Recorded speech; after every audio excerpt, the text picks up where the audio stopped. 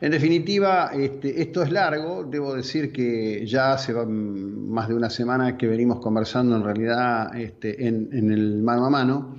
Está en línea el doctor Martín Ferrá. Vamos a estar hablando de un tema que a mi criterio excede cualquier postura local y hasta cualquier postura nacional, porque este es un juego de poder.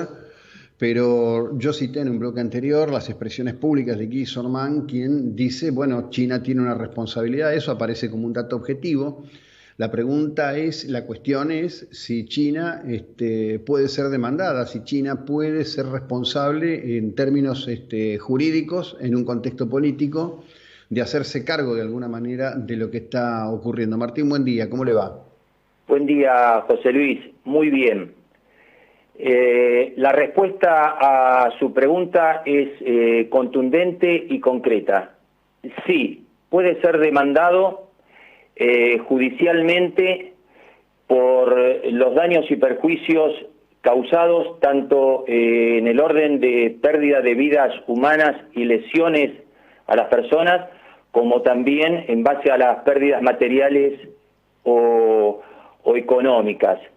Yo desde que surgió la cuestión de la cuarentena, traté de aprovechar mi tiempo estudiando la eventual o la posible responsabilidad legal en los daños y perjuicios causados por esta pandemia a nivel mundial por parte de la República Popular de China, y he comprobado que efectivamente se la puede demandar judicialmente, tanto a nivel internacional como a nivel local, y existen las distintas instancias jurisdiccionales, judiciales, que así habilitan esta cuestión, ¿sí?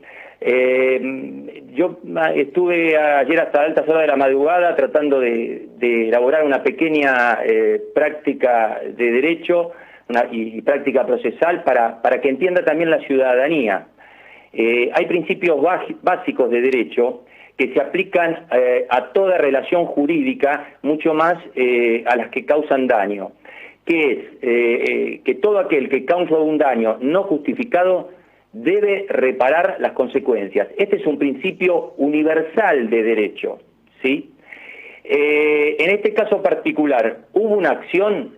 Sí. En el caso de China existe información pública por doquier que la situación se originó en territorio chino, en la ciudad de Wuhan, en el mercado de Huanan, ¿sí? Y también están sospechados 2 laboratorios biológicos o científicos instalados en la misma ciudad que estaban trabajando con el virus COVID. Vaya a saber cuál es el fin exacto de la manipulación que se estaba haciendo dentro de esos laboratorios del virus. Siguiendo con los principios básicos de derecho, en justicia se responde por 2 tipos de acciones por los daños. Por dolo, cuando hay intención, o por culpa, cuando hay negligencia, impericia, imprudencia o inobservancia de los reglamentos en el arte o profesión. Quiere decir que lo que habría que investigar respecto de la conducta china o del gobierno de China, usted diferenció muy bien, una cosa es el pueblo chino, quien merece todo mi respeto y el respeto de toda la sociedad, y otra cosa son los actos del gobierno chino, ¿sí? Habría que investigar si hubo una actitud dolosa o si hubo una actitud culposa. La información que está dando vueltas a nivel mundial, información periodística, en algunos casos científica, es pública, apuesta más a una cuestión culposa, una negligencia en la manipulación del virus, un posible escape del laboratorio, otra cuestión culposa por los hábitos promiscuos y de hacinamiento que tiene la cultura china en cuanto al manejo de los animales silvestres, en cuanto a la cadena de alimentación, también es una actitud culposa, y en menor medida circula, pero con bastante intensidad, la cuestión dolosa de una eventual o posible guerra bacteriológica, o en este caso virósica. Me llama mucho la atención la manifestación del Papa Francisco cuando, refiriéndose a aquellos países que priorizan la cuestión económica por encima de la cuestión de la salud de las personas, nos habló, mencionó como que se trataría de un genocidio virósico esta actitud. Y yo de esa nota rescaté este nombre, genocidio virósico, porque si hay dolo, ya la cuestión, más allá de los daños y perjuicios, pasa por la responsabilidad penal. El delito de genocidio es un delito de lesa humanidad y existe la Corte Internacional de Justicia perteneciente a Naciones Unidas en la ciudad de La Haya, en los Países Bajos, que es el órgano máximo judicial de Naciones Unidas, quien sería el encargado de investigar y de enjuiciar, si así se probare, a las autoridades chinas por el manejo de esta pandemia.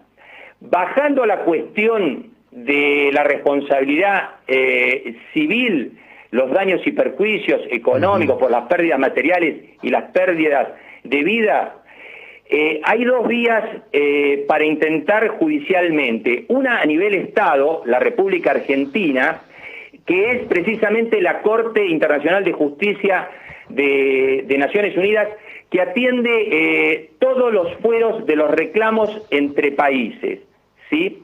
Y a nivel local, la justicia competente para intervenir en demandas individuales, en el caso de ciudadanos argentinos o alguna de las provincias, sería la justicia federal, tal cual lo establecen los artículos 116 y 117 de la Constitución Nacional.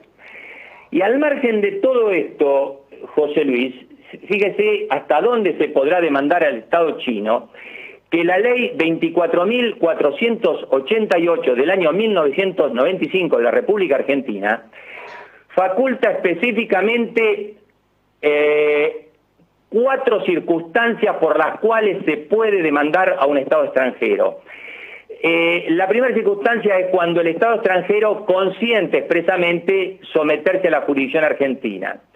El segundo, uno de los más importantes, y esto es lo que se está aplicando en las demandas entabladas en Estados Unidos, promediando el 23-24 de marzo, se radicaron 3 demandas colectivas federales en Estados Unidos, una por estudios jurídicos particulares, una en el estado de la Florida, en Miami, ante una corte de Miami, otra en la ciudad de Las Vegas, en el estado de Nevada, y otra en la ciudad de Texas, estado del mismo nombre. En esta última, particularmente, quien la interpuso es un abogado particular que fue fiscal federal del estado.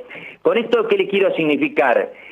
Que no podemos hablar de improvisación, en el sentido de que la gente o los profesionales que han interpuesto estas demandas son estudios jurídicos solventes, con experiencia en este tipo de juicios.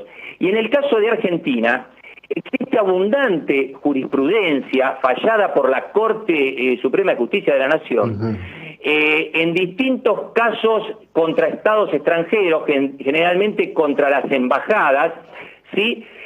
Por uno de los ítems que establece la ley 24.488, habíamos dicho actividad comercial industrial, también por cuestiones laborales. Por cuestiones laborales es muy clásico el juicio laboral del empleado de la embajada o del consulado que demanda a su empleador, precisamente el Estado extranjero, por falta de pago de salarios, de aportes, despidos, etcétera, etcétera. Después hay una cuarta circunstancia que habilita demandar a un Estado extranjero, y es la cuestión de la comisión de delitos o cuasi delitos. Y aquí juega un papel preponderante el iter criminis del delito, y teniendo en cuenta el ejemplo de la actual pandemia mundial, el iter criminis del delito es aquel que nos marca todo el trayecto, toda la trazabilidad de la comisión del delito desde su inicio hasta su fin. En este caso es claro que si habría una actitud dolosa y podría caber el delito de genocidio virósico, el virus se manipuló en la ciudad de Wuhan, territorio chino, y causó sus efectos, las muertes en la República Argentina o los distintos países del mundo. Con estos ejemplos, José Luis, creo haber explicado por qué se puede demandar al Estado chino por los daños y perjuicios causados por esta situación. Por supuesto que dentro de un proceso penal o civil, el proceso judicial es una sumatoria de pruebas. El que más pruebas arrima generalmente es el que gana. Y esto va a estar sujeto a la apreciación y valoración de esa prueba y a la posterior decisión de los jueces.